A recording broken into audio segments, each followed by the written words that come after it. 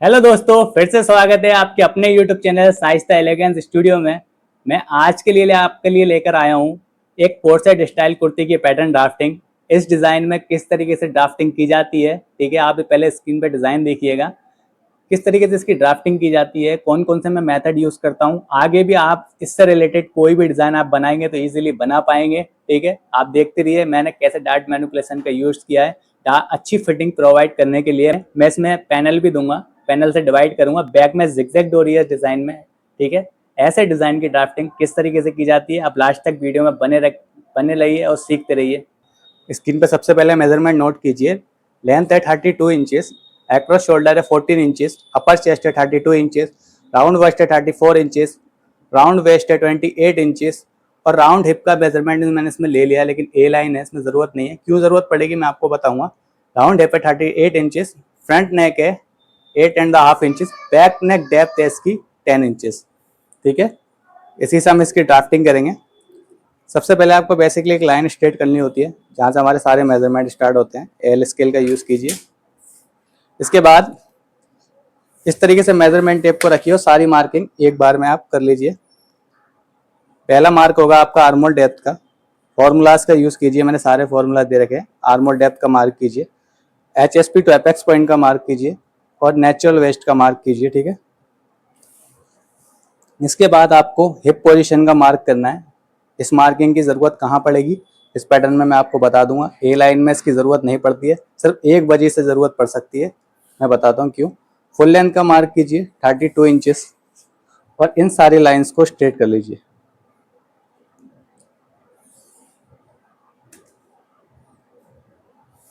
ये मेरी hip position line है, ये मेरी नेचुरल वेस्ट लाइन है, ठीक है। ये राउंड वेस्ट लाइन है और ये अपर चेस्ट लाइन है। इसी तरीके से अब इसमें मैं सबसे पहले नेक विड्थ का मार्क करता हूँ।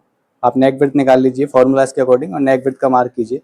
मेरा अक्रॉस शोल्डर है 14 इंचेस, 2 से डिवाइड करूँगा, ठीक है, 7 इंचेस। इसी 7 इंचेस को यहाँ मार्क कर लीजिए, ठीक है।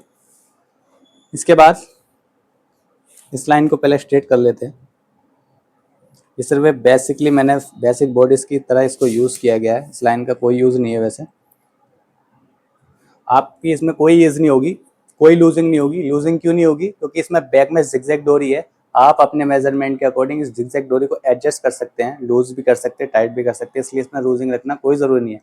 एकदम फिटेड बनाइए, ठीक है। फॉर्मूलाज का यूज़ कीजिए।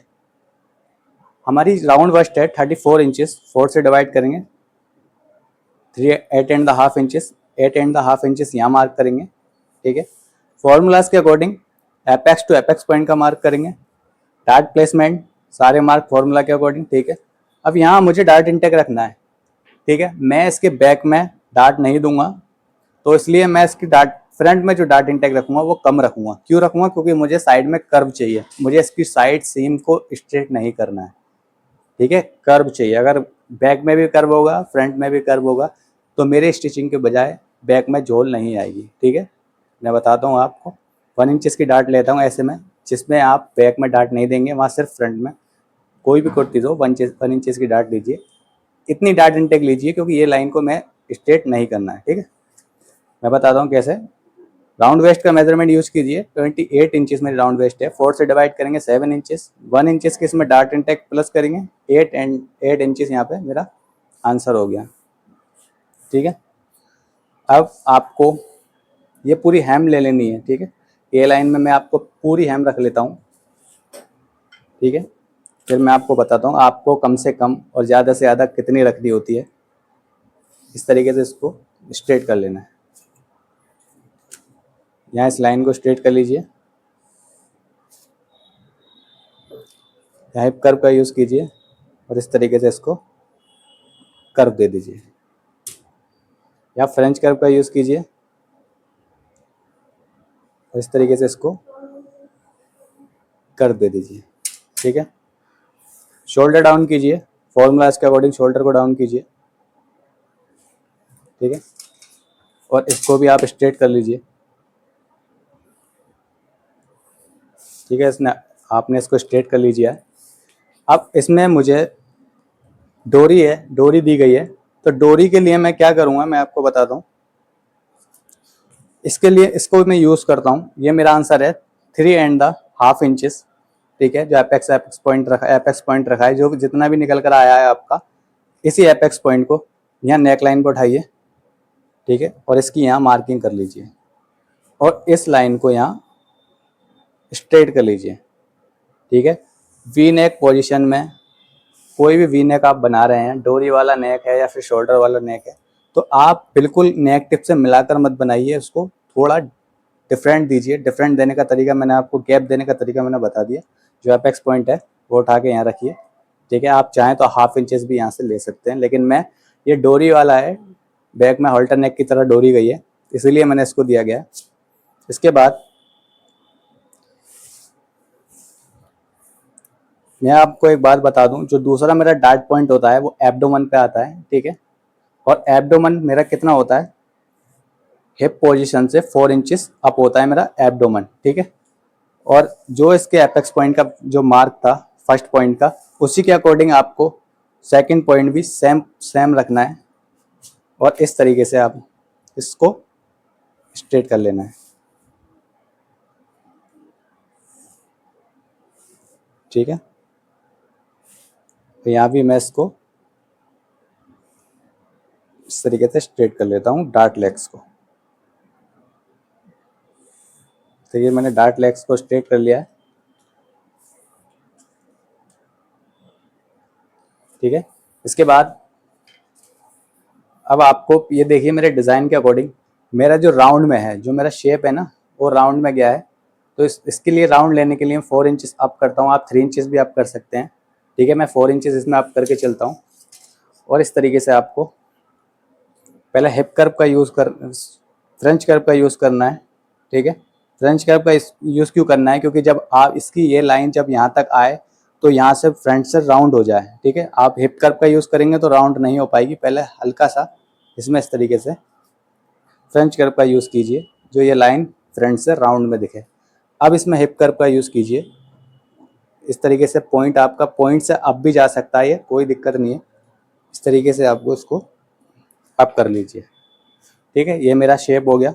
इसके बाद मैं पहले आपको बता दूं मैंने हिप पोजीशन का यूज़ क्यों किया, ठीक है। अगर मैंने हाफ की हिप ली है, मैंने 38 इंचेस, इसमें मैं 4 इंचेस की ईज प्लस करता हूँ, यानी कि लूजिंग प्लस करता हूँ। पैंट होती है हमारा, कोई भी हिप पर ऐसा चीज़ होती है जिसमें लूजिंग तो होती ही होती है, ठीक है, हिप पर, क्योंकि वो चिपक कर नहीं आना चाहिए हिप से। 4 इंचेस की लूजिंग तो मान लीजिए होना ज़रूरी है, तो 38 इंचेस प्लस 4 इंचेस 42 इंचेस हो गया। 4 से डिवाइड कीजिए ज़रा 42 इंचेस को, तो 10.5 इंचेस हो गया, ठीक है।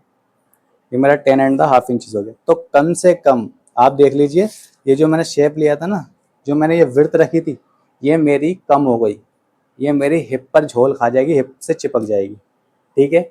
इसीलिए आपको पहले हिप का मार्क कीजिए और उसमें इसमें आप चाहे 1 इंच भी प्लस कर लें, 1/2 इंचेस भी प्लस कर लें, लेकिन मैं प्लस नहीं कर रहा हूँ। मैं ईज ऐड करके और इस मार्किंग को पूरा पॉइंट यहाँ रख लेता हूँ और इसके अकॉर्डिंग मैं इसको स्ट्रेट कर लेता हूँ, ठीक है। अब ये देखिए, ये लाइन मेरी गलत साबित हुई, ठीक है। ये मैंने आपको समझाने के लिए, कोई भी ए लाइन मेथड हो तो उसमें इसी तरीके को यूज़ कीजिएगा। आप ज़्यादा से ज़्यादा तो रख सकते हैं, अगर कम से कम आप कब रखते हैं, जब आपके पास कपड़े की कमी होती है या कपड़ा आपको कम होता है या डाउट होता है कुछ, तब आपको ये डाउट क्लियर करना है। ये मेरी लाइन यहाँ गलत साबित हुई है। अब ये लाइन जो है मेरी ए लाइन में आएगी, हिप पर नहीं चिपकेगी, ठीक है। इसके बाद आपको नेक लाइन का मार्क करना है। यहाँ से मेरे नेक था 8.5 इंचेस, ठीक है। मैं 8 इंचेस मार्क करूँगा, क्योंकि ये बॉडी पर जाने के बाद जब ये डोरी खींचेगी अपने बॉडी पर, तो मेरा 9 इंचेस, वो सॉरी 8.5 इंचेस हो जाएगा। तो मैं 8 इंचेस लेकर चलता हूँ, क्योंकि ये आप नेक बड़े नहीं, इसलिए। इसके बाद इसमें देखिए, मेरी स्टेप देख लीजिए आप, आपको स्टेप कितने पे देनी है। मैं 3 इंचेस पे इसका मार्किंग करता हूँ कि ये मैं 3 इंचेस पे मेरी स्टेप आएगी इस पोजीशन पर, और उसके बाद मेरी यहाँ नेक लाइन बन जाएगी, ठीक है। हिप कर्व को नेक लाइन बन जाएगी। फ्रेंच कर्व को इस तरीके से यूज़ कीजिएगा, इस तरीके से फ्रेंच कर्व को यूज़ कीजिए और इसमें यहाँ शेप दे दीजिए, ठीक है। इस तरीके से आपको इसमें शेप देनी है।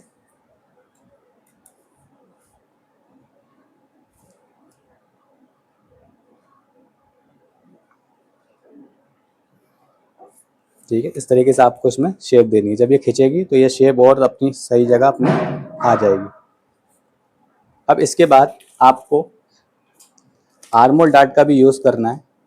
आर्मोल डार्ट का यूज़ करना ज़रूरी होता है, कोई भी हॉल्टर स्टाइल का पीस हो उसमें ज़रूरी है, क्योंकि आपका आर्मोल इसमें बढ़ेगा भी, इसमें डाउन में भी जाएगा। हॉल्टर नेक कोई भी बनाते हैं इसमें तो कट स्लीव होता है, कट आर्मोल होता है इसका, तो इसलिए इसका भी यूज़ करते हैं।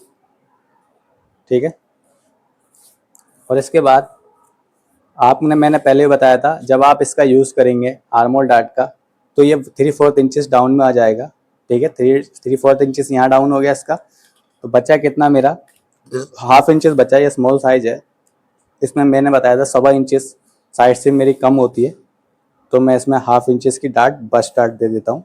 ठीक है, जो मेरी साइड से बिल्कुल चिपक कर आएगी, एकदम अच्छे से आएगी इसकी फिटिंग। और इसके बाद ये जो नेक दिख रहा है, ठीक है, इसमें भी कर्व है, इसमें भी आपको डार्ट देना बहुत ज़रूरी है। इसमें भी आपको 1/2 इंचेस, कम से कम 1/2 इंचेस की डार्ट इसमें ऐड कर लीजिए। ठीक है, ये मेरी सारी डार्ट्स हो गई। इसी तरीके से आप सीख पाते हैं कि डार्ट मैनिपुलेशन किस तरीके से यूज़ किया जाता है। ठीक है, पहले पैटर्न को कट करता हूँ, कट करके मैं आपको दिखाता हूँ डार्ट किस तरीके से मैं शिफ्ट करूँगा और कौन सी डार्ट बचेगी सारी डार्ट क्लोज होने के बाद। ठीक है, इसमें मुझे कोई डार्ट शो नहीं करनी है, इसमें मुझे सिर्फ एक डबल पॉइंटेड डार्ट शो करनी है बस, जैसे कि आप कुर्ती में यूज़ करते हैं। एक भी डार्ट इसमें शो नहीं होगी, सिर्फ आपको एक कट शो होगा। ठीक है, इसको मैं पैनल में डिवाइड कर दूंगा जैसे कुर्ती को किया गया है, इस तरीके से। आपको अच्छी फिटिंग चाहिए, बिल्कुल मेरे जैसे मेथड को यूज़ कीजिएगा।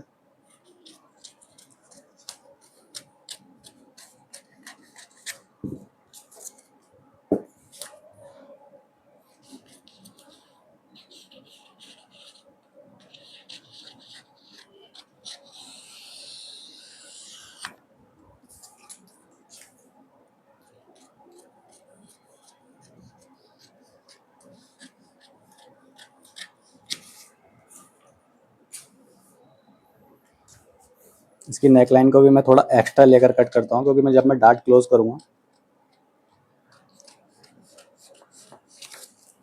ठीक है, इतनी मेरी स्ट्रेप आएगी, 3 इंचेस मेरी स्ट्रेप आएगी। ठीक है,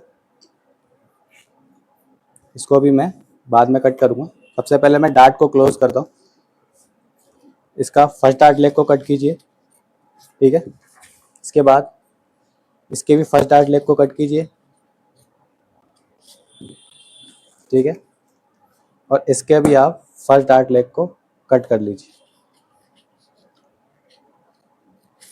ठीक है, पहले आपको इस डार्ट को क्लोज करना है, इस तरीके से इसको टेप के ज़रिए क्लोज कर दीजिए। ठीक है, दूसरा आर्मोल डार्ट को भी क्लोज कर दीजिए, इस तरीके से आर्मोल डार्ट को क्लोज कर दीजिए। ठीक है, इसके बाद ये जो मेरा नेक है, अब इसको नेक को मुझे सेट करना है। ठीक है, इस तरीके से इसको दोबारा इसमें सेट कर लीजिए और इसको फाइनली कट कर लीजिए। ठीक है, ये मैं आपको दिखा दूं, ये मेरा स्ट्रेप जो आ रही थी, मेरी स्ट्रेप आएगी यहाँ से, जिसका जो मार्किंग है। अब इसके बाद मुझे क्या करना है, सबसे पहले मैं अपर चेस्ट लाइन को सेट करूँगा। इसको अपर चेस्ट लाइन को स्ट्रेट करूँगा इस तरीके से। ठीक है, और इसके बाद आपको अब अपर चेस्ट मेजर करना है कि आपका अपर चेस्ट बिल्कुल ठीक आ रहा है या नहीं आ रहा है। अपर चेस्ट है आपका 32 इंचेस, 4 से डिवाइड करेंगे तो आपका आएगा 8 इंचेस। देखिए मेरा 8 इंचेस बिल्कुल परफेक्ट अपर चेस्ट निकल कर आ गया। ठीक है, अब आप सोच रहे होंगे कि मेरे पास बस डार्ट बची, तो मेरी 2 डार्ट हो गई, ये डार्ट हो गई, ये डार्ट हो गई। मैं आपको बता दूं, ठीक है, अगर आपको बॉडीज़ में अच्छी फिटिंग देनी है, इसमें जिस तरीके से इसमें फिटिंग है, इस तरीके से अगर आपको इसमें फिटिंग देनी है तो इसमें आप इसको पैनल में डिवाइड कर लीजिए। ठीक है, इसको पैनल में डिवाइड कर लीजिए। अगर आप पैनल में डिवाइड नहीं करना चाहते हैं, ठीक है, तो आप सिर्फ डबल पॉइंटेड डार्ट को लगा दीजिए और फिर आप बस डार्ट का भी यूज़ कर सकते हैं, ठीक है। लेकिन मैं इसमें अच्छी फिटिंग देने के लिए मैं और डार्ट वेरिएशन मैंने आपको सिखाने के लिए इसका इस्तेमाल किया है, ठीक है। मैं बता देता हूँ, विदाउट डार्ट्स के आप बनाएंगे तो आप यहाँ भी झोल मारेगी, यहाँ भी झोल मारेगी, सब जगह की ईज यहाँ खत्म हो गई। जहाँ जहाँ अपने झोल मारता है, जहाँ जहाँ उसकी लूजिंग आती है, वो सब खत्म हो गई। अब मैं आपको एक बात और बताऊँ, आर्मोल के अकॉर्डिंग, आर्मोल जो राउंड कर्व होता है मेरा, उसके अकॉर्डिंग जो इस टाइप का स्ट्रेप वाला पीस होता है, ठीक है, जिसमें जिसमें कट आर्मोल होता है और ऑल्टर नेक होता है, तो वो थोड़ा डाउन में जाता है, ठीक है। ये मेरी अपर चेस्ट लाइन थी, इससे मैं 3/4 इंचेस और डाउन करूँगा, क्योंकि ये मेरा जब स्ट्रेप खींचे तो ये मेरा आर्मोल के अंदर नहीं घुसना चाहिए, गैप दिखाई देना चाहिए, ठीक है। जो मैं आर्मोल की यहाँ बॉडीज पे जो मांस होता है इसके ऊपर से चढ़ के आती है, इस तरीके से बताता हूँ मैं आपको। इस तरीके से आपको फ्रेंच कर्व का यूज़ करना है, ठीक है। इस तरीके से आप उसमें फ्रेंच कर्व का यूज़ कीजिए और यहाँ इसमें कर्व दे दीजिए, ठीक है। इसको यहाँ कट कर लेना है आपको।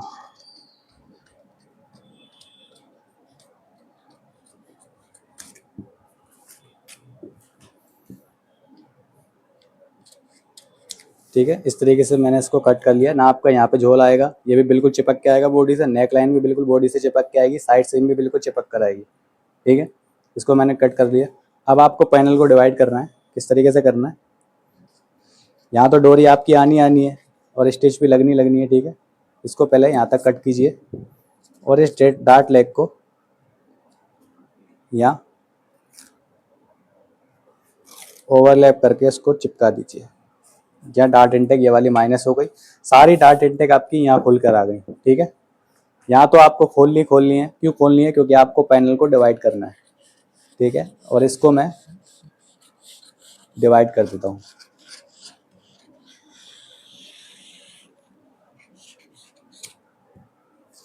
और इसकी भी डार्ट इंटेक को मैं माइनस कर देता हूँ। ये डबल पॉइंटेड डार्ट है, ठीक है।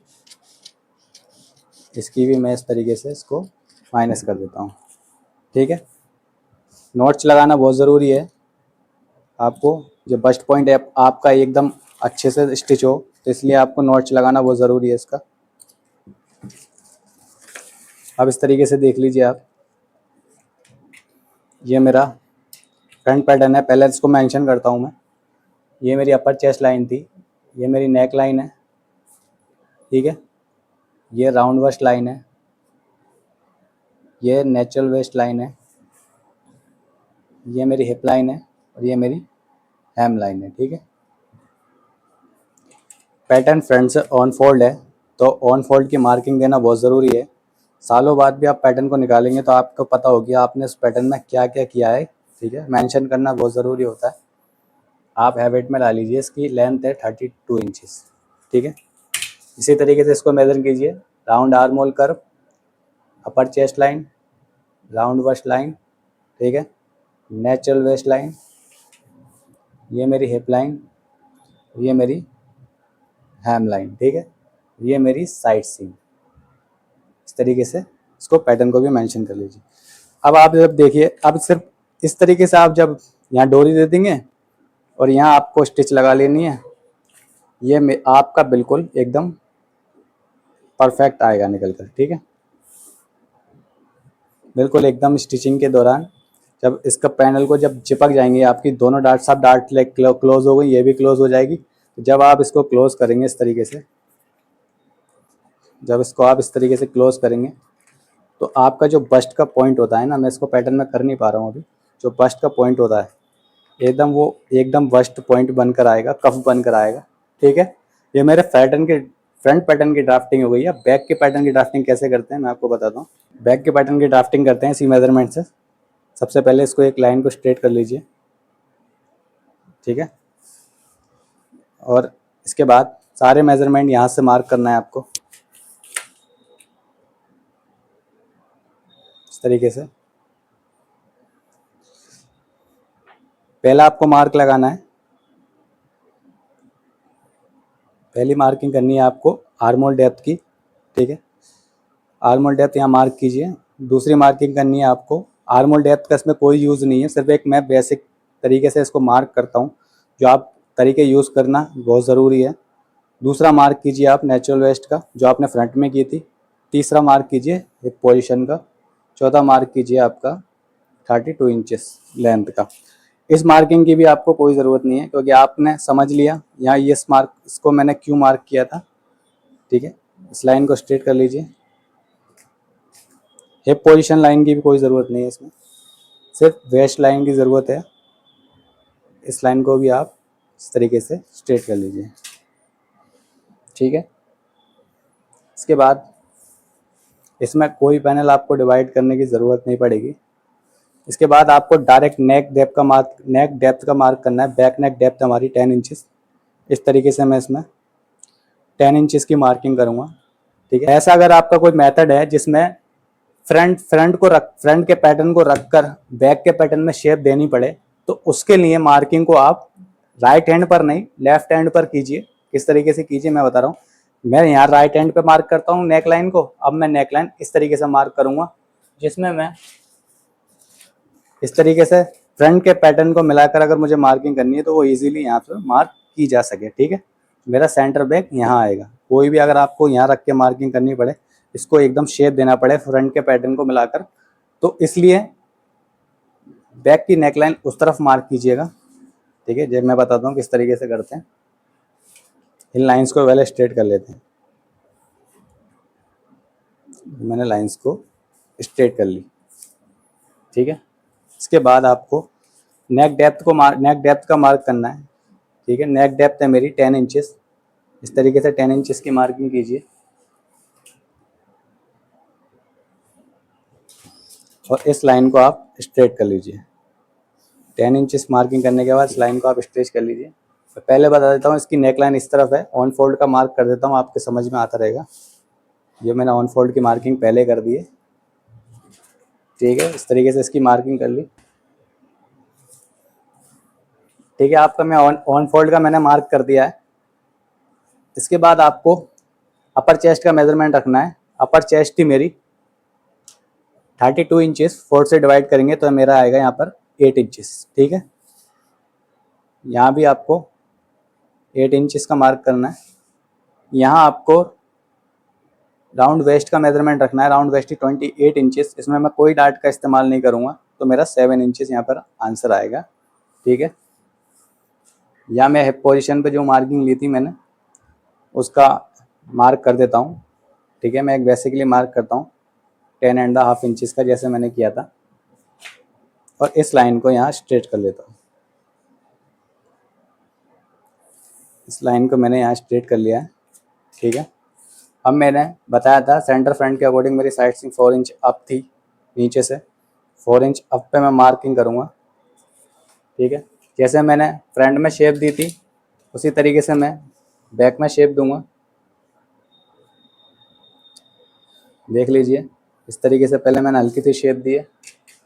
इसके बाद मैंने हिप कर्व का यूज़ किया था।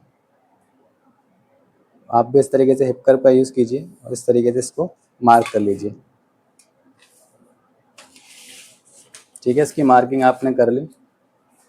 अब आपको क्या करना है, एक बार फिर आपको हिप कर्व का यूज़ करना है। अपर चेस्ट लाइन पे इसका पॉइंट रखिए और इस तरीके से इसको मार्किंग कर लीजिए, ठीक है। मैंने कहा था कि मुझे बैक में भी कर्व चाहिए, फ्रंट में भी कर्व चाहिए, दोनों तरफ कर्व आ गया है, ठीक है। अगर कर्व में आपका यहाँ पॉइंट बन रहा है तो इसको पॉइंट को ख़त्म कर लीजिए, ठीक है। इस पॉइंट की वजह से आपका यहाँ आधा इंच का झोल मार जाएगा, इस सिर्फ इतने से पॉइंट की 1/4 की वजह से। इसको मैं सेट करना बहुत ज़रूरी होता है, ठीक है। अब ये मेरी हो गई साइड सीम, ठीक है। ये मेरी साइड सीम निकल कर आ गई। अब मुझे इसके फ्रंट के अकॉर्डिंग इसमें शेप देना है, ठीक है। आप वेस्ट लाइन्स को वेस्ट लाइन से मिलाकर रखिए। ये मेरी वेस्ट लाइन है जो सेम लेवल पर थी, सेम पोजीशन पर थी। इस तरीके से इसको मिलाकर रखना है, ठीक है। ये मेरा आर्म होल का पॉइंट आ रहा है। अब इसमें आपको शेप देना है। इस तरीके से रखना है आपको हिप कर्व को। हिप कर्व को इस तरीके से रखिए आप, ठीक है। और इसमें इस तरीके से शेप दे दीजिए। फ्रंट के पैटर्न को रख के किसी भी बॉडीज़ में आपको अगर शेप देना है तो इसी तरीके से दीजिएगा, ठीक है। और इस तरीके से आपको फ्रेंच कर्व को रखिए और इसको बिल्कुल स्ट्रेट कर लीजिए, ठीक है। इस तरीके से आपको शेप देना है, आपको समझ में आ गया, ठीक है। इस तरीके से इसकी ड्राफ्टिंग हो गई है। अब इसको लास्ट में एक काम और रह गया आपका, इसमें साइड से मेज़र करना है, ये बहुत ज़रूरी है, ठीक है। ये आपको साइड से मेज़र करना है। ये मेरी आ रही है 19.5 इंचेस। अब मैं इसको यहाँ मेज़र करता हूँ, देखता हूँ 19.5 इंचेस आ रही है। हाँ ठीक है, मेरी बिल्कुल परफेक्ट आ रही है 19.5 इंचेस, ठीक है। बैक के पैटर्न को भी कट कर लेते हैं।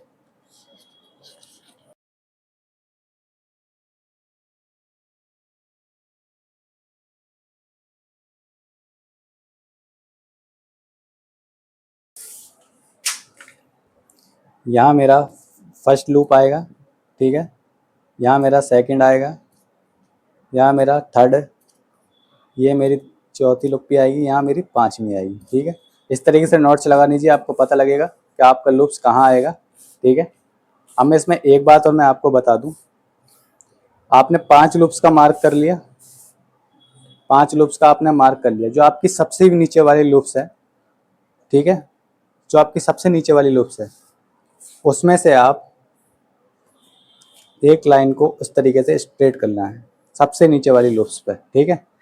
अब ये मेरी नीचे वाली पोजीशन हो गई जो स्कर्ट की पोजीशन कहलाएगी, ठीक है। यहाँ मुझे जॉइंट नहीं देना है, तो इस लाइन को मैंने स्ट्रेट कर लिया, तो ये वाली लूप्स मेरी हो गई खत्म। अब आपकी बची 4 लूप्स, 1 2 3 4, आपको सिर्फ 4 लूप ही देनी है, ठीक है। अब मुझे इसमें बैक का सेंटर बैक में जो आप मेरा गैप आएगा, जिगजैग डोरी जब बनाते हैं तो मैंने आपको ब्लाउज में भी बताया था, किसी में आप 8 इंचेस गैप रखते हैं, किसी में 6 इंचेस गैप रखते हैं। तो मैं इसमें कितना गैप रखना चाहूँगा आप अपने अकॉर्डिंग रख सकते हैं, क्योंकि इसमें नीचे का पोजीशन अटैच है। कोई मेरा 2 पीस में मैं इसको नहीं बनाऊंगा। अगर आप 2 पीस में इसको बनाना चाहते हैं तो इस लाइन को स्ट्रेट करके इसको कट कर दीजिएगा, ठीक है। फिर आपको जॉइंट यहाँ आपको जॉइंट देखने को मिलेगा, लेकिन मैं विदाउट जॉइंट के बनाऊंगा। फिर मैं इसमें टोटल 4 इंचेस का गैप देता हूँ, 4 इंचेस का गैप देता हूँ। तो मैं आपको 4 इंचेस का हाफ होता है 2 इंचेस यहाँ रखूँगा, और इसी तरीके से 2 इंचेस यहाँ रखूँगा, और इसको मैं स्ट्रेट कर लूँगा, ठीक है। ये मैंने स्ट्रेट कर लिया। अब मुझे लूप्स का मार्क कर लेना है। ये मेरी लूप्स, यहाँ भी मेरी लूप्स हो गई। ये मैंने आसान तरीके से मैंने आपको पहले लूप्स को बता दिया था, बाद में मैंने इसको बताया है क्योंकि आपकी भी अच्छे से समझ में आ जाए। इस तरीके से मैं इसको कट कर लूँगा। अब मेरे जो सेंटर में, जो सेंटर बैक में मेरा 4 इंचेस का गैप है, जो जिगजैग डोरी अगर इसमें लगाएंगे आप, तो पहला लूप्स आपका इधर आएगा, दूसरा यहाँ आएगा, तीसरा यहाँ, चौथा यहाँ। यहाँ आपको लूप्स देने की ज़रूरत नहीं है, ठीक है। यहाँ आप जब डोरी का पॉइंट, पहला पॉइंट यहाँ कनेक्ट कर दीजिएगा, दूसरा पॉइंट इसकी राइट हैंड साइड पर कनेक्ट कर दीजिएगा, ठीक है। और नीचे से डोरी होती हुई नीचे से जिगजैग की तरह ऊपर की तरफ आएगी, ऊपर की तरफ से डोरी लटक जाएगी। आप इस तरीके से भी लगा सकते हैं, या आप ऊपर से डोरी लाइए और नीचे को लटका दीजिए, इस तरीके से भी आप लगा सकते हैं, ठीक है। ये आपका देखिए बैक का पैटर्न रेडी है। मेंशन कर लेते हैं इसको। ये मेरी है natural waist line, side seam हो गई आपकी, ठीक है। ये मेरी हेम लाइन, ठीक है। इस तरीके से ये मेरा साइड सीम है, ये मेरी साइड सीम है, ठीक है। इस तरीके से ये मिलके पूरा शेप आएगा और यहाँ जिगजैग डोरी लग जाएगी। ये मेरा सेंटर फ्रंट है, ठीक है। यहाँ मेंशन कर देता हूँ साइड पैनल, ये मेरा सेंटर फ्रंट पैनल, ठीक है। ये भी पैनल में डिवाइड हो गया। यहाँ कोई पैनल में डिवाइड करने की ज़रूरत ही नहीं है, जिगजैग डोरी इसमें आ गई है, ठीक है। यहाँ लूप्स आ जाएगी, यहाँ डार्ट्स भी आपकी सारी खत्म हो जाएंगी, एक ही स्टिच दिखाई देगी सिर्फ ये वाली, वो भी पैनल, आपको पैनल लगेगा कि हाँ मेरा पैनल में बना हुआ है, ठीक है। देख लिया आपने, इसकी ड्राफ्टिंग मेरी कंप्लीट हो गई है। आपका कोई भी डाउट्स हो मुझे कमेंट कीजिएगा, मैं सारे डाउट्स क्लियर करूँगा, ठीक है। मैं कुछ टाइम बाद आपके पास आपसे एक ग्रुप शेयर करूँगा, व्हाट्सएप ग्रुप, जिसमें मैं आपको सारे डाउट्स क्लियर करूँगा और आपकी बात भी रखूँगा, ठीक है। इस वीडियो को पसंद आई, वीडियो को लाइक कीजिए, लोगों तक शेयर कीजिए जो इसको सीख पाएँ, आपके रिलेटिव जो भी हैं, इनको इन सब का सीखने की ज़रूरत है। ठीक है, आप भी सीखते रहिए, लोगों को सिखाते रहिए। Thanks for watching.